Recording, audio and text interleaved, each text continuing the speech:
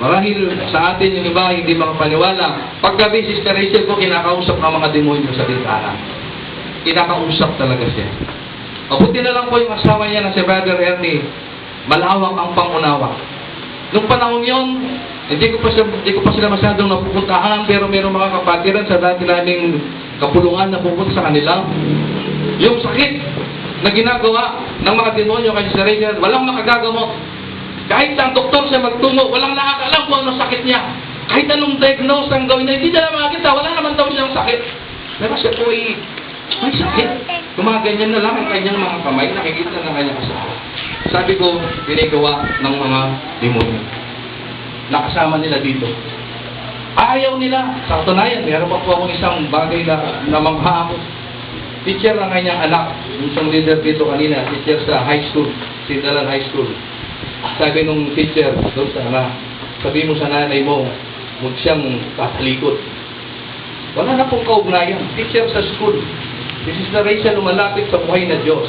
Pero ginagamit pa rin ng mga demonyo yung isang teacher na ewan ko kung ano espiritu, yung mga lumulukot sa kanya. Pinagpapawalan. Ano pong connection ng isang teacher sa anak na yung nanay ay lumalapit sa Diyos? Diba? Hindi naman sila nag-uusap. Ay, marami pong mga pagtatangkang ginawa ang kaaway.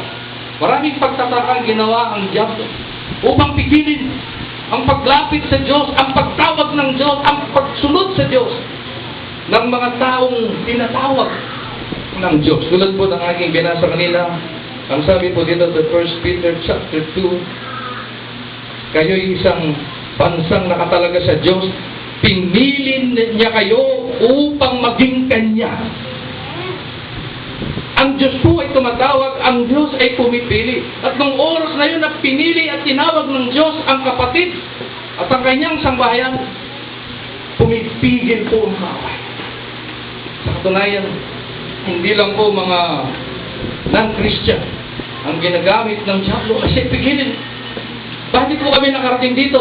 Pero kami dating kinahanipang isang simbahan dahil maging mga lingkod ng Diyos, maging ibang mga Kristiyano, ay pinipigil ang pagsunod at paglapit sa Diyos ng kapatid ng kanyang pamilya.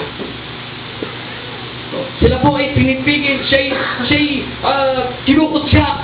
Sa katunayan, nakakalungkot na pong sabihin at aminin, kahit yung mga Kristiyano mismo ang nagsabi, inaalihan daw siya ng demonyo. Siya daw ay nadidemon possessed. So, nasubaybayan pa kung paano ang pagkilos ng Diyos ay kinukontra ng kaaway. Kinukontra ng kanyang mga kampon, mga espiritu ng kadiliman, na noon ay naghahari dito, na noon ang gusto nila ay tayo mamuhay sa kadiliman, na noon ang gusto nila ang pamilya nila Brother and Sister ay mawasak, at sila ay manupaypay, na sila ay magulo, na sila ay mabigo, na mabenta lahat ang pag-aari, na malubog sila sa utang. Yun po ang nais ng kaaway.